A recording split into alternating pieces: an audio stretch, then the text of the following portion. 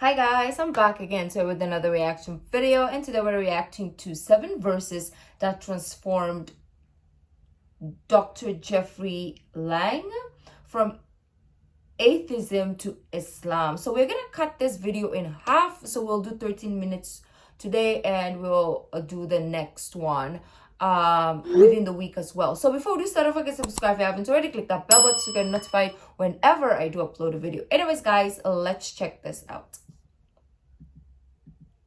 In any case, when I was 28, to make a long story short, some friends of mine gave me a copy of the Quran. And one night I was sitting in Diamond Heights, my apartment in Diamond Heights in San Francisco. I was working that time at the University of San Francisco. I was 27, 28 at that time, I can't remember. And I ran out of stuff to read, and I took this gift that my friends gave me and I began to read it. And I came to the first verse. Well, I opened the Quran, read the first page, then the second, and then very quickly, in the second surah, about 37 verses into the Quran, I came upon the story of mankind. And I have to admit, I read through it very quickly. It was about 9-10 verses long, story of the first man and woman. And I recognized some of the details. It was similar to what I had learned when I was a child, but I noticed that there was something wrong. It was apparent to me that whoever authored this Quran, of course I wasn't a Muslim at the time, so I didn't have any idea who that was. Whoever authored this Quran clearly did not understand the real meaning of the story, because they had obviously gotten the details confused. They didn't even understand the whole purpose of the story. And so I just read through it once, and then I read through it again, just to try to see what kind of point the author was making, and then I read through it a third time and a fourth, and then I realized this is something strange going on here. I'm going to read this much more carefully. I'm going to need to go through this story line by line, verse by verse, because it's obvious that the author is trying to bring out another point. And I wasn't quite sure what it was, but definitely he packs a lot of meaning into almost every word. And I thought the writer at least seems to have a great measure of brilliance. And so I'll try to sort of take you through what my experience was as quickly as I can. Okay, that's so interesting. I came to the 30th verse of the second surah, Surah Al-Baqarah. And it began like this. It said, "Behold, your Lord said to the angels, I am going to place a vicegerent on earth." The Arabic word is khalifa. It means a representative or an emissary of mine. "I am going to place a vicegerent on earth." And they said, the angels said, "Will you place therein one who will spread corruption and shed blood, while we celebrate your praises and glorify your holiness?" And God said, he said, "Truly I know what you do not know." See, that's the verse that hooked me. That's the verse that caught my attention. That's the one that kept on making me read the story again and again and again. Because listen to the way it begins. "Behold, your Lord said to the angels, I'm going to place a representative of mine on earth, a vicegerent of mine, an emissary, one who acts on my behalf." I thought, that's not the way it goes. You're not supposed to be placing man on the earth in some positive role, some elective office. You place man on earth as a punishment for his sin. Clearly, I knew the author didn't quite get the point. But still, it was an amazing line. But then I come to the next line, and it says, "And the angels say, will you place therein one who will spread corruption and shed blood? Will we celebrate your praises and glorify you?" I looked at it again. I couldn't believe the question. They said, "Will you place therein one who will spread corruption and shed blood, while we, the angels, celebrate your praises and glorify you?" I looked at that and I said, exactly. That would be my question. Why would you create this being, supposedly for some positive role, when he's capable of doing tremendous wrongdoing? When he could spread corruption and shed much blood? Why would you create this violent and pernicious creature when you could create angels? As the angels clearly say, well, we, the angels, celebrate your praises and glorify you. They're asking one of the most fundamental questions in the entire history of religion. Why create... Somebody asked a similar question to Ahmed Deedat in one of the... Is it Ahmed Deedat or Dr. what's his name again? Zachary? I don't know, one of the speakers, right? They asked that question also, and that answer, wow, was amazing. So I understand Professor Dr. Jeffrey's like question when he first read that part of the surah, because I already got the answer before I got to Surah Al-Baqarah, I think. Or yeah, I did see that video before I went to Surah Al-Baqarah, so I wasn't really like questioning it. I mean, sometimes I do question some of the verses still, but you guys help me out. So I want to see how he came to understand that question that he had. You, man, this utterly fallible creature, this creature who could rebel against God's will, who could do such tremendous wrongdoing, who could wreak havoc like no other creature on earth, and you can make them angels. And look where the question is being asked. It's being asked in heaven. It's almost like saying, look, why don't you just make them angels and be up here in heaven with us, you know? Why don't you just make them angels, pop them into heaven, he's fine. Why would you put him on earth where he could feel distant from you, where he could work out his worst criminal tendencies, act them out, feeling somehow independent and apart from you and free to do whatever he wants? Like, and you could just make them angels and put them into heaven and make them perfectly submissive to your will. What is the beauty in that? I looked at that question and said, that's my question. I'm not even a single verse into the story of mankind, and there before me I see my question. That whole question, everything that I ever thought, everything that I ever experienced, everything that I ever knew was in that question. It wasn't if the author took my life and wanted to pick out exactly the right question to humiliate me, to provoke me, to anger me. Why create man, this most destructive and violent creature, when you can make them angels? And then look at the answer.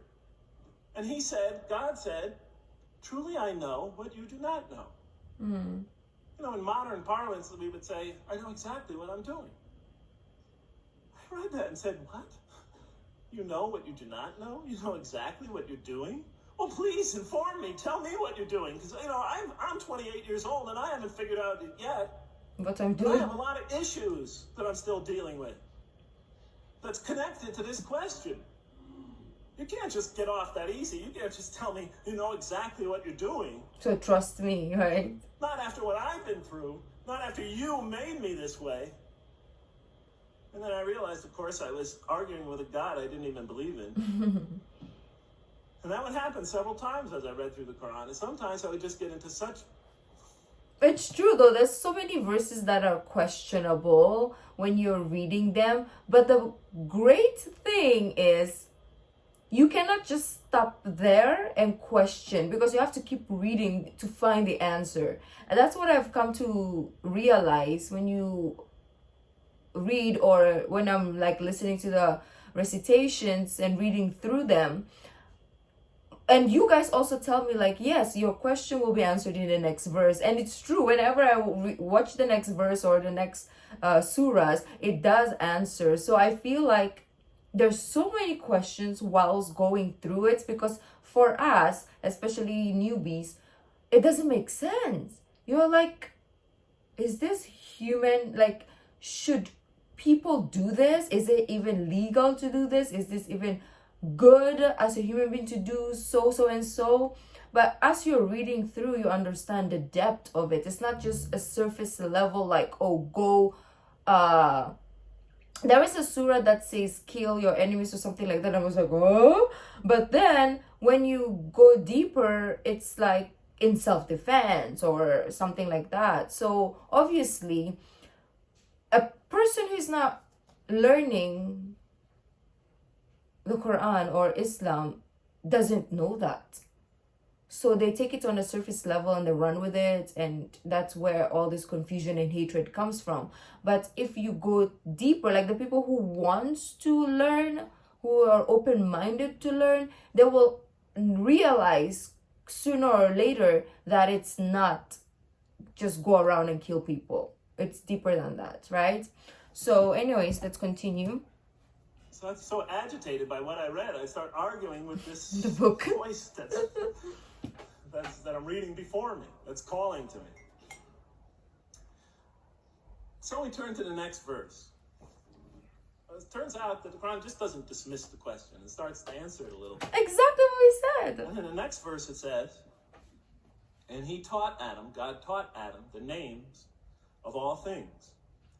And then he placed them before the angels and said, tell me their names if you are right. So this verse is clearly referring to the previous one. But notice what it says. Now, I from my own background, I remember Adam naming things.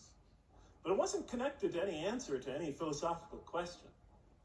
But here, notice what it says. And he taught Adam the names of all things. And I realized already, just from the first verse, you got to read these verses very carefully because it's packed with a lot of symbolism and meaning. You really have to know. And he taught Adam the names of all things. So here we see Adam is not only just a creature who knows how to name things, who's acquiring the gift of language, but he's also a learning creature. God is teaching him. And right here, right in this verse, and it'll come even clearer in the subsequent verses, that the very first thing that the Quran is going to emphasize here is man's intellect. Mm-hmm. He's a learning creature. He is taught. And what is he taught? What is one of the great intellectual gifts he's given? In response to the angel's question, the gift of language. Because through language, mankind could not only learn, but he could learn things not only through his own experience, but he could learn things that other people have experienced of times and places that are hundreds, thousands of years and miles separated from him. And so that all our knowledge becomes cumulative. Every generation learning from the generation before it. I'm learning today from authors I read from other sides of the world that may have existed 2,000 years ago. Exactly. And so we all contribute to our collective learning and knowledge. And so I'll see later in the Quran, when the Quran will emphasize this again and again and again. Like in one verse it says, read in the name of your Lord who created. Created a man out of a tiny creature that clings. Read, it commands the reader. For your Lord is most bountiful. Why is he most bountiful? What great gift did he give you? For he taught man the use of the pen. And through it taught him what he otherwise could not know. And time again, the Quran will call upon man to use his intellectual faculties and swear by his intellectual faculties. And to use them correctly. Because they play a fundamental role in guiding him to truth. I never came upon a scripture that puts so much emphasis on the correct use of our intellectual faculties, on the harnessing of reason. Oh yeah, that's helping us attain to faith. That's true. And he taught Adam the name. That's true, because it's so. How do I say this? Like he said, this is the only book or religion that you are taught to use your mind, to use to go beyond, to go just be like, don't just stick to what you're being told or you're being you've seen, but also learn more. I don't even know what I'm talking about right now. Like, I can't express myself. And then he placed them before the angels and said, tell me their names if you are right. Okay, you have this objection you have this natural question about this creation of mankind. Here, this mankind is this human being, this human creature is a learning creature. He has many intellectual gifts. Here, I'm going to place these things before you. Tell me their names if you are right about man. And what did the angels say? In the next verse they say, glory to you. We have no knowledge except what you have taught us. In truth, it is you who are knowing, the wise. They say this task, this intellectual test that's put before them is beyond their grasp. Notice what they emphasize. We have no knowledge. This would take knowledge. This would take an intellect that they don't possess. In truth, it is you who are knowing, the wise. You got it. It's easy for you. You have the knowing, the wise. You have knowledge. You have wisdom. But this would take knowledge and wisdom that is beyond us. And so in the next verse we read, oh my gosh, that just makes me realize, which I do realize, but I quite forget sometimes also how amazing of a creation we are as human beings. Yes, we have a lot of faults, but that is just our human nature. But also, we're perfect, perfect creations. Yes, we think we have a lot of flaws, but actually we don't. We're perfect. We're created perfectly. We just have to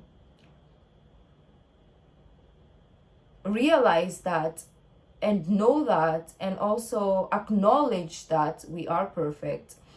And regardless of our sickness, our diseases, our flaws, or whatever we think we have, we're still definitely created perfectly without flaws. And we need to learn. It's raining.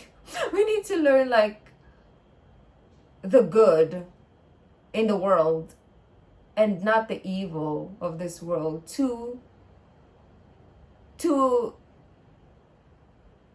I feel like for us being good humans, we are acknowledging that God made us. Sometimes I don't know where my point is going, so sometimes just ignore what I'm talking about. Wisdom that is beyond us. And so in the next verse we read, and he said, "Oh, Adam, tell them their names." And when he had told them their names, notice how it's nothing for him. For mankind, he has this phenomenal ability. And we take it for granted, right? We are a great creation, but we take it for granted. We feel like we're nothing. We feel like we're worthless, but we're not. We are capable of absorbing knowledge or learning and reading and learning language, whilst the angels can't even. So, and we see angels, or we perceive angels as this beautiful, amazing creatures who are greater than us, which they are amazing creatures. But we have to acknowledge our own beauty and perfection as well. And when he had told them their names, it's just a triviality for man. He names them. "Oh, Adam, tell them their names." And when he had told them their names, God said, "Did I not tell you that I know what is unseen in the heavens and the earth? And I know what you reveal and conceal?" He was clearly going back to the angel's question. Mm-hmm. Yes, you have these natural concerns about the creation of mankind. Yes, he could do these evil things. But look at this tremendous intellect he has. This is something you have overlooked, that you haven't considered. And that's clearly the point of these verses. Okay, Even though I felt that the author didn't quite, it was as if I realized that he didn't misunderstand the story. He was taking one of the great stories in the history of humankind, one of the fundamental greatest stories in the history of mankind, and molding it and using it as a vehicle for an entirely original message. Mm-hmm. Yeah, good. And God said, "Did I not tell you that I know what is unseen in the heavens and the earth?